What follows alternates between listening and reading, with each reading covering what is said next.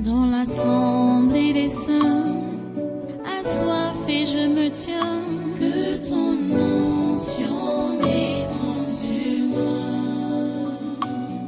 Conscient que mon destin est dans le creux de ta main, que ton onction descende sur moi. Je suis disposé, assoiffé, que ton onction descende sur moi. Je suis disposé, assoiffé, que ton onction descende sur moi.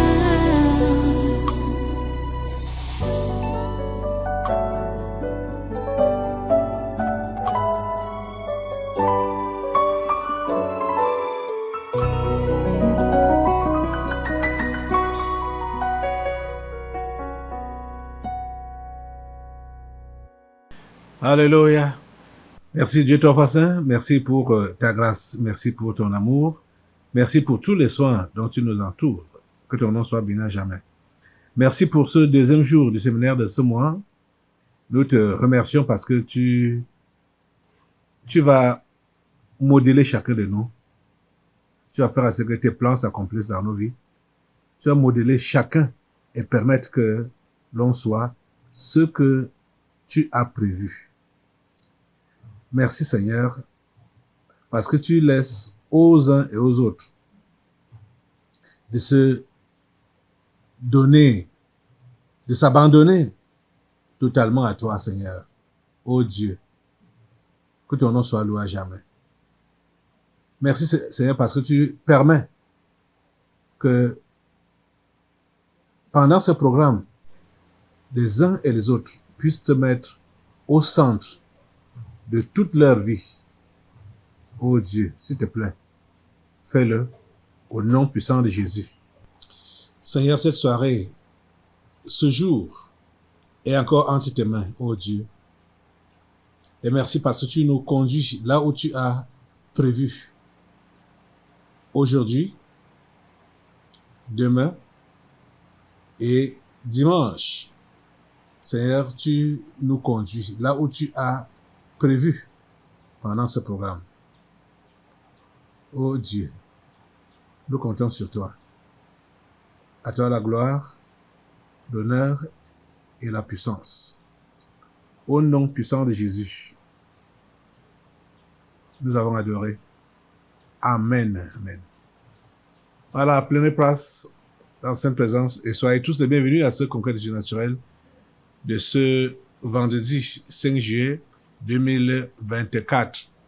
C'est la suite de notre séminaire de ce 7e mois de l'année de grâce. Le thème du séminaire n'a pas changé, c'est toujours le même, la délivrance des esprits familiers et de la sorcellerie. Nous sommes vraiment en train de constater que si les uns et les autres ne sont pas délivrés des esprits familiers, ils ne peuvent pas mener à terme leur chrétienté. Et tous ces enseignements qui sont donc donnés nous révèlent, ça nous révèle qu'est-ce qu'il faut faire pour se débarrasser, se débarrasser des esprits familiers, se déconnecter, ne plus être en contact avec eux, pour qu'il n'ait plus d'accès dans notre vie.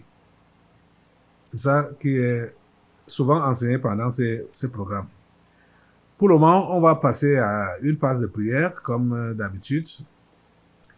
Nous devons prier pour notre nation, pour ce continent, l'Afrique, et pour le monde. N'oublions pas que notre pays est visé par le monde des ténèbres. Et n'oublions pas le projet que les satanistes ont ces derniers temps concernant les humains. Ils veulent imposer la dépravation. Ils veulent imposer le péché à outrance. Ce qu'ils ont appelé nouvel ordre mondial. Voyez? Donc, nous ne devons pas dormir. Il faut que nous puissions continuer à prier. Et déjà, ce qui s'est passé cette semaine et que je vous ai montré hier concernant la fille du chef de l'État, Brenda Biya, ça c'est une façon donc de le fragiliser. Ils veulent le fragiliser.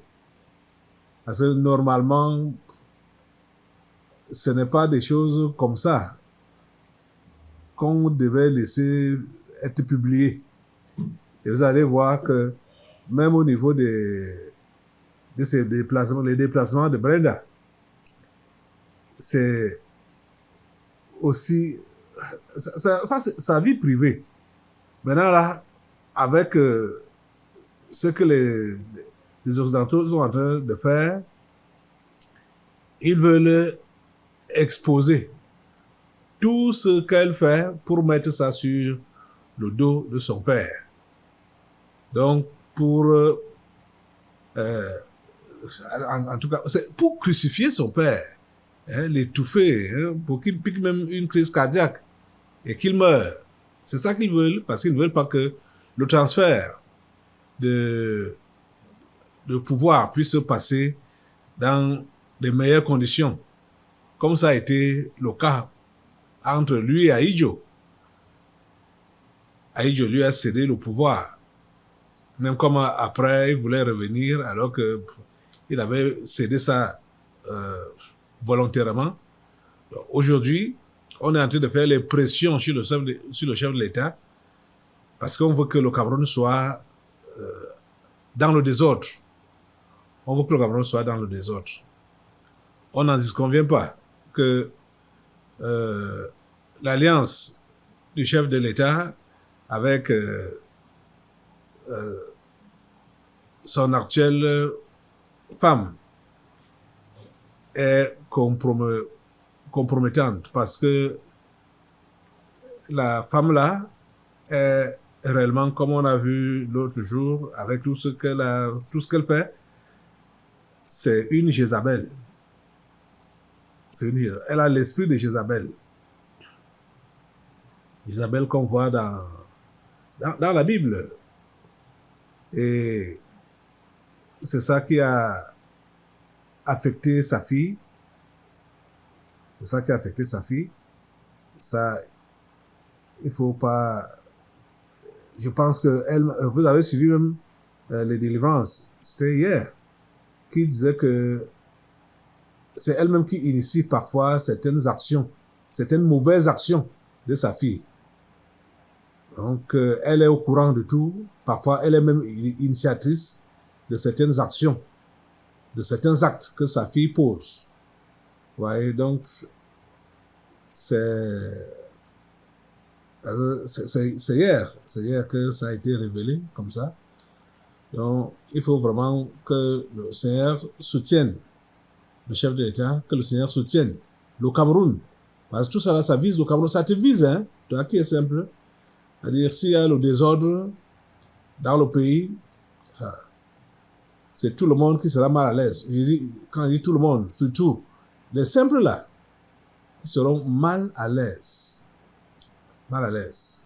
On va verser le sang dans ce pays, mais ça ne doit pas avoir lieu. Ça ne doit pas avoir lieu. Le versement de sang dans ce pays ne doit pas avoir lieu. On doit refuser cela. Donc, nous allons prier Dieu aujourd'hui, maintenant, pour que tout ce qui se prépare comme attaque contre le chef de l'État, que cela ne prospère pas. Qu'on passe par n'importe quoi. Qu'on passe par n'importe quoi, quelles que soient les enquêtes, soit autour de sa gestion des choses, autour de sa famille, de sa fille, surtout sa fille ici, Brenda. C'est un sac de problèmes. Quel que soit ce qu'on peut entamer ou qu'on peut vouloir initier comme enquête, ou c'est-à-dire n'importe quel scandale qu'on veut soulever autour de la famille présidentielle, que cela ne prospère pas. que cela ne prospère pas et que cela ne puisse pas nous déstabiliser. Que le chef de l'État ne soit pas déstabilisé, quelles que soient les attaques, qu'il reste ferme, qu'il reste lucide et que le transfert puisse se faire, le transfert de pouvoir puisse se faire selon la programmation de Dieu. Que ça se fasse selon la programmation de Dieu. Tout ce qui veut gêner, perturber ce transfert, cela doit connaître l'échec. Donc, le feu calcine, c'est là, au nom de Jésus. Tu vas donc te lever sur tes deux pieds maintenant et tu vas recommander le chef de l'État entre les mains du Seigneur pour que Dieu prenne soin de lui et que lui-même, il puisse reposer entre les mains de Dieu, de façon à ne pas être inquiet ou perturbé par rapport à tout ce qu'il peut entendre ou par rapport à tout ce qu'il peut voir concernant sa famille, ses enfants, surtout sa fille et autres, que ça ne le perturbe pas. Seigneur, s'il te plaît, garde cet homme intact. Garde cet homme intact. Garde son cœur intact, Seigneur. Donne-lui, Seigneur, de se confier à toi, de poser sa tête sur ta poitrine, de compter rien que sur toi seul. Personne ne vit la vie de l'autre. Chacun vit sa vie. Et à lui, tu lui as donné, quand tu l'as créé, tu l'as envoyé, tu as prévu ce que cet homme devait être. Seigneur, notre prière est que, voilà, ces jours sont déjà tirent vers la fin. Et le diable veut tout faire pour le bousculer et permettre qu'il puisse regretter tout ce qu'il a eu à faire ici sur la terre. C'est pourquoi je te prie pour que tu puisses lui donner la grâce de pouvoir se connecter à toi, se ressaisir et ne pas être influencé par tout ce qu'il peut entendre encore ces derniers temps concernant la vie de sa fille, la mauvaise vie de sa fille. S'il te plaît, Seigneur, maintiens la tête de cet homme debout. Seigneur, donne-lui de comprendre que c'est chacun qui vit sa vie et c'est chacun qui doit te rendre compte. Je sais qu'il a peut-être eu à donner des conseils à sa fille, elle n'a pas écouté. Mais je prie, Seigneur, pour que il ne puisse pas lâcher, qu'il ne puisse pas piquer une crise inutile. Mais Seigneur, qu'il puisse continuer à te croire, qu'il puisse continuer à te croire, qu'il puisse continuer à croire que il a une mission pour ce pays, le Cameroun, et qu'il doit achever cette mission pendant qu'il est encore là. Seigneur, s'il te plaît, ne permets pas que cet homme puisse baisser les bras. Ne permets pas qu'il puisse abandonner le combat. Et la vie, c'est comme ça. La vie, c'est un combat, ça c'est vrai. Ne permets pas qu'il puisse abandonner le combat. Donne-lui assez de force. Donne-lui assez de force morale, assez de force spirituelle, de force mentale, Seigneur, donne-lui des forces physiques même. Seigneur, donne-lui des forces, Seigneur, pour qu'il puisse soutenir ou maintenir ce combat jusqu'au bout. Oh Dieu, s'il te plaît, fais cela. Au nom de Jésus, nous te prions vraiment de le soutenir. Et tous ces gens, tous ces combats contre lui, tous ses adversaires, Seigneur, tu les emballes et tu les écrases. Tu écrases tous ses adversaires. Tu écrases tous ceux-là qui combattent le chef de l'État, quel que soit le domaine dans lequel ils vont le combattre. Les médias sont là pour combattre. Ceux qui sont autour de lui, peut-être avec des mauvais conseils, des mauvaises remarques, juste pour le décourager, pour qu'il puisse baisser les bras et puisse faire comme le diable veut au travers de ces agents ici sur terre. C'est pourquoi, Seigneur, nous voulons maintenant emprunter ton feu pour calciner tous ces gens-là, les médias et les 5 membres du Conseil de sécurité de l'ONU qui sont là derrière, passant par des des organisations telles que la Banque mondiale, le FMI et tout ça, Seigneur, nous prions pour que leur langue soit clouée, que tout ce qu'ils tentent de faire ne prospère pas contre ce pays, parce qu'en fait, le combat est contre le pays, contre le Cameroun. Au nom de Jésus, Assemblée, vous allez mettre le feu sur tous les ennemis du chef de l'État. Au nom de Jésus, tous les ennemis du président Biya, mettez le feu sur eux au nom de Jésus, détruisez-les par le feu, détruisez-les par le feu, calcinez-les par le feu au nom de Jésus, calcinez-les par eux tous au nom de Jésus. Ils sont calcinés par le feu, ils sont calcinés. Les médias qui ne font que amplifier le mauvais comportement de sa fille, le feu de Dieu prend cela au nom de Jésus. Ça n'a aucun impact, ça n'a aucun impact, aucun effet au nom de Jésus. Toute cette propagande, tous ces bavardages, tous ces mauvaises remarques, tout ce qu'ils peuvent dire, tous ces dires, ça n'a aucun impact sur le chef de l'État, au nom de Jésus, et ça n'affecte pas sa mission, la mission que Dieu lui a donnée pour ce pays, le Cameroun. Ce qui se passe à l'heure actuelle, autour de sa famille, ça n'affecte pas sa mission réelle. C'est cette mission réelle que tu lui as donnée. Toi-même, tu sais que c'est toi qui l'as placé à la tête de ce pays pendant ce long temps. Seigneur, ce n'est pas maintenant que tu vas l'abandonner. Ce n'est pas maintenant que tu vas l'abandonner. Donc, tous ses ennemis prennent feu au nom de Jésus.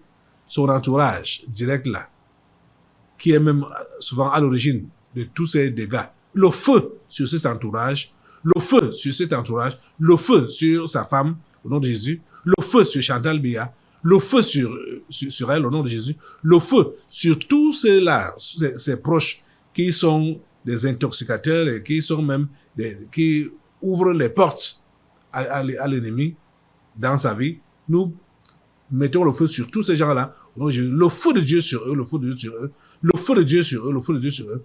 Nous nettoyons son entourage. Nous nettoyons son entourage. Nous empêchons, nous interdisons que tout ce qui va sortir là prenne de l'ampleur et l'affecte. Seigneur, tu prends soin de lui. Seigneur, tu prends soin de lui. Au nom puissant de Jésus. À toi toute la gloire, ô grand Dieu. À toi tous les honneurs, ô grand Dieu. Merci de nous écouter. Et merci de nous exaucer. Au nom puissant de Jésus, nous avons prié. Amen. Amen. Assois-toi. Nous allons prendre notre sujet. J'ai cet article devant moi qui dit que le gouvernement organise une campagne de vaccination contre la fièvre jaune. Donc voilà, ils veulent encore empoisonner les Camerounais. Fièvre jaune. Donc la campagne va débuter le 24 juillet et se terminer le 30 juillet 2024. Assemblée, tu vas te lever et détruire tous ces poisons, tous ces vaccins tous ces poisons qu'ils ont appelés vaccins. Lève-toi pour détruire cela avec le feu. Mets le feu sur ces vaccins. Mets le feu sur ça. Les innocents, les ignorants qui vont prendre cela. Oh Dieu, que cela soit nul et sans effet dans leur organisme. Au nom de Jésus, nous détruisons ces produits. Là où ils sont empaquetés maintenant, là, nous les détruisons par le feu. Nous mettons le feu sur ces produits. Le feu de Dieu calcine ces produits. Le feu de Dieu les calcine au nom puissant de Jésus. Merci Seigneur de nous écouter. Et merci Seigneur de détruire la puissance de ces poisons. Et merci de préserver les Camerounais. Au nom puissant de Jésus, nous avons prié. Amen. Ok. On va maintenant partir à l'étranger, en Afrique. Nous allons... j'ai ces articles. J'espère que tu les as assis. Hein. J'ai ces articles devant moi qui parlent... ça concerne l'Afrique de l'Ouest et surtout les 3 pays du Sahel là. La CEDEAO dénonce le refus du Mali, du Burkina Faso et du Niger de rejoindre le bloc. Donc la CEDEAO, depuis qu'elle a appris que le Mali, le Burkina Faso et le Niger se retirent pour créer leur voilà, pour créer leur bloc à part, ils ne font que leur faire la cour. Bon, les flatter pour qu'ils rentrent en arrière, pour qu'ils rejoignent encore la CEDEAO. Vous savez que la CEDEAO, comme la CEMAC, c'est-à-dire toutes ces organisations dont on parle là en Afrique, ce n'est même pas les Africains qui orientent ces organisations-là, c'est l'Occident, comme à la CEDEAO là. C'est l'Occident, ce sont les Blancs qui, même l'UA, l'Union africaine, ça sert à quoi? Ces organisations-là ne servent à rien à l'Afrique. Donc, quand le Mali, le Niger et le Burkina Faso ont compris que ça ne servait à rien puisque la CEDEAO voulait attaquer le Niger avec leur armée, attaquer le Niger. Waouh, c'est terrible. Pourtant, ces regroupements de pays-là, ça n'a jamais eu lieu pour avoir donc des intentions de se combattre, de se combattre entre États. Mais subitement, comme on a suivi, c'était l'année passée, que la CEDEAO voulait attaquer le Niger parce que le président élu, soi-disant démocratiquement, a été renversé par les militaires. Et la CEDEAO a commencé à menacer. Fort heureusement que ça n'a pas abouti. Dieu nous a exaucés. Parce qu'il n'avait aucune base juridique pour faire ce qu'ils avaient prévu faire là. C'est ça qui a énervé ces trois pays. Ils ont donc décidé de se retirer de la CEDEAO. Et maintenant, c'est la CEDEAO qui leur fait la cour pour que ces trois pays rentrent encore en son sein. Pour faire quoi? Ces trois pays ont compris qu'ils doivent prendre leur destin en main. Que la CEDEAO ne fait que obéir ou suivre les directives que la France lui donne. C'est ça qu'ils ont compris, le Burkina Faso, le Mali et le Niger. Et avec leur retrait, c'est-à-dire avec leur retrait de la CEDEAO, les Occidentaux sont en train de voir que si les autres pays suivent leur exemple, l'exemple donc de ces trois-là, ils risquent vraiment d'être abandonnés. C'est-à-dire, la France et ces gens-là, ils risquent vraiment d'être abandonnés. Puisque jusqu'à présent, ce sont eux qui dirigent tout ce qui se passe en Afrique. Je parle des Occidentaux. Donc, et même ces gens-là, ces trois États, l'AES, ils vont se réunir demain. Ils ont leur premier sommet demain à Niamey, au Niger. Donc, les chefs des régimes militaires du Mali, du Burkina et du Niger vont tenir leur premier sommet. Voilà l'article qui en parle. Notre prière est que ces gens puissent vraiment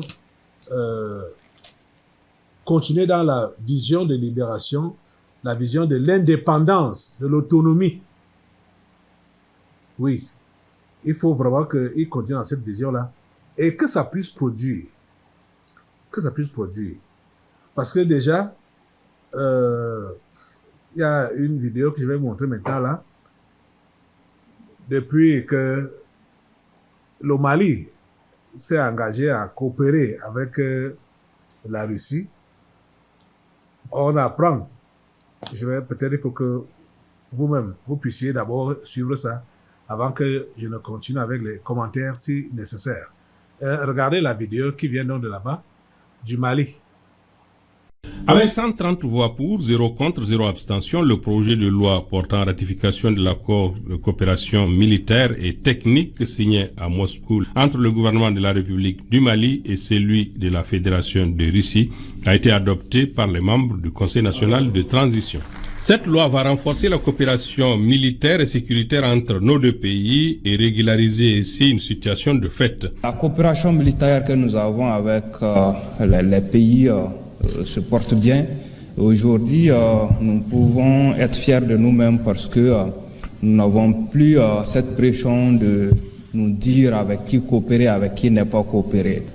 Suivant, ça y est, la vision du président de la transition, à savoir le respect des 3 principes. Présentement, les stagiaires que nous envoyons, notamment en Russie, c'est justement pour faire des études d'ingénieur. C'est des études d'une durée de 6 ans, 7 ans. Donc, ça fait partie de nos priorités. Mais l'industrialisation de notre outil de défense, ce n'est pas seulement avec la Russie. Nous avons un projet, bon, je peux même dire que c'est presque finalisé. Sous peu, nous allons commencer à produire les munitions ici au Mali. Et sous peu aussi, nous allons commencer à faire l'assemblage de certains véhicules, notamment des véhicules blindés. C'est maintenant que le vrai combat va commencer. Parce que nous sommes vers la sortie et nous ne sommes pas encore sortis. Ils sont en train de déployer toutes les armes pour nous maintenir dans leur giron. Parce que les intérêts en jeu sont phénoménaux. Et sans ces intérêts, notre adversaire traditionnel qui va disparaître. Deuxièmement, ils veulent nous intimider. Si l'intimidation ne marche pas, ils vont passer à l'acte. Vous avez donc suivi. L'armée malienne aura donc bientôt la possibilité de fabriquer les munitions sur place et d'assembler également certains véhicules de guerre sur place chez eux là-bas au Mali. Bon, c'est déjà un pas. Parce que jusqu'à présent, je crois que tous les pays africains importent les armes et les munitions. Tout vient de l'Occident. Tout vient de l'Occident. Donc, le Mali va bientôt être autonome, disons, autonome à ce niveau-là. Grâce à l'aide de la Russie. C'est la Russie qui va... Vous voyez, c'est des choses même que... Oh Dieu. Des séminaires, des formations et tout ça là. Les militaires font toujours ça. Mais les Occidentaux se sont assis sur leur technologie. C'est-à-dire, tous les pays du monde, à l'heure actuelle, devraient être capables de produire ce qu'ils utilisent. Regardez, l'Europe qui est le plus petit continent. Je vais bien faire les recherches sur ça là. Mais, je vais prendre seulement quelques pays de l'Europe là. La Grande-Bretagne, ou l'Angleterre, la France, l'Espagne, l'Italie, qui sont même côte à côte là, l'Allemagne. Tous ces pays-là que j'ai cités sont autonomes en matière d'automobile. Chacun de ces pays a sa marque. Ouais, chacun a sa marque. Et pourtant, ils sont même côte à côte, mais chacun a sa marque. Parce que ils ont fait un transfert de technologie. Et donc, l'Europe, ça n'a que 27 pays. Le continent européen, ça n'a que 27 pays. L'Union européenne, 27 pays. Bon, plus la Grande-Bretagne, 28 comme ça. Et la Suisse, bon, la Suisse n'est pas dans leur... prétend ne pas être dans leur organisation. Elle est neutre. Elle prétend qu'elle est neutre. Chacun de ces pays a ses marques, que ce soit dans les voitures, que ce soit même dans les téléphones maintenant, que ce soit dans n'importe quoi. Chacun a sa marque. Mais l'Afrique ne fait que acheter chez eux tout ce dont l'Afrique a besoin. Ça s'achète en Occident. Ouais. Ils n'ont pas fait de transfert de technologie. Ce n'est qu'en Afrique du Sud que nous voyons qu'il y a des marques. L'Afrique du Sud fabrique ces véhicules. Rien que ça. Parce que là-bas, ce sont les Blancs qui dominent dans l'économie. Ce sont les Blancs qui dominent. Ce sont les Blancs même, je vais me dire, ce sont les Blancs qui dirigent. Parce qu'en fait, depuis que Mandela a été le premier président noir, rien de concret n'a changé au niveau de la vie sociale des Noirs. Donc, c'est les Blancs seulement qui dirigent. Or, et qui dirigent dans tout. C'est-à-dire que ce soit point de vue économique, politique, social, machin, tout ça, ce sont les Blancs qui sont à la tête. Donc, les amis, si déjà le Mali peut avoir accès à la fabrication des munitions et peut-être l'assemblage des véhicules, vous savez que la matière première même de ces véhicules-là, ça vient en Afrique, ça vient de l'Afrique. Ça vient de l'Afrique. Même les histoires les munitions, les armes de guerre, machin, les matières premières, ça vient de l'Afrique. L'Europe vient soutirer tout ça là. Peut-être même la plupart de ces choses-là se soutient là-bas, au Mali, au Niger, au Burkina Faso. C'est-à-dire, on parle de uranium, et beaucoup d'autres matières premières que les Blancs viennent soutirer ici pour fabriquer les trucs. On achète quand c'est déjà fini, alors qu'ils sont venus ramasser ça ici. J'ai dit ramasser. C'est quel achat qu'ils font? Ramasser. Oui. Donc, Assemblée, tu vas te lever. Nous allons recommander l'AS au Seigneur, afin que Dieu puisse soutenir ces trois chefs d'État et permettre qu'ils puissent aboutir dans leur projet de libération de leur pays et de l'Afrique. Parce que tout ça là vise la libération de l'Afrique. La coopération avec la Russie, et ils ont dit que ça doit être gagnant-gagnant, que chaque partie gagne. Ce qui n'a pas été souvent le cas avec les anciens contrats. Prions pour que cela soit réellement effectif. Que la Russie, même comme elle est envoyée par les autres pour continuer dans le même système de pillage, mais que Dieu permette que ce qu'ils ont dit, ce qu'ils ont prévu faire, gagnant-gagnant, que cela soit ainsi, au nom de Jésus. L'exploitation abusive là, que ça prenne fin au nom de Jésus. Merci Seigneur parce que tu soutiens ces trois pays, le Burkina Faso, le Mali, le Niger, et tu permets que ils soient un modèle, qui puisse tirer les autres pays africains vers la réelle indépendance. Merci Seigneur. À toi toute la gloire et tous les honneurs.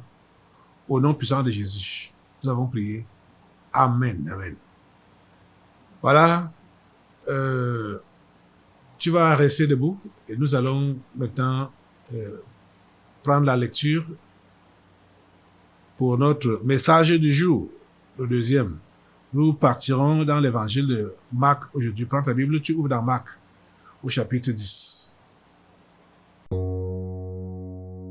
Dans l'assemblée des saints, assoiffé je me tiens, que ton onction descende sur moi. Conscient que mon destin est dans le creux de ta main, que ton onction descende sur moi. Je suis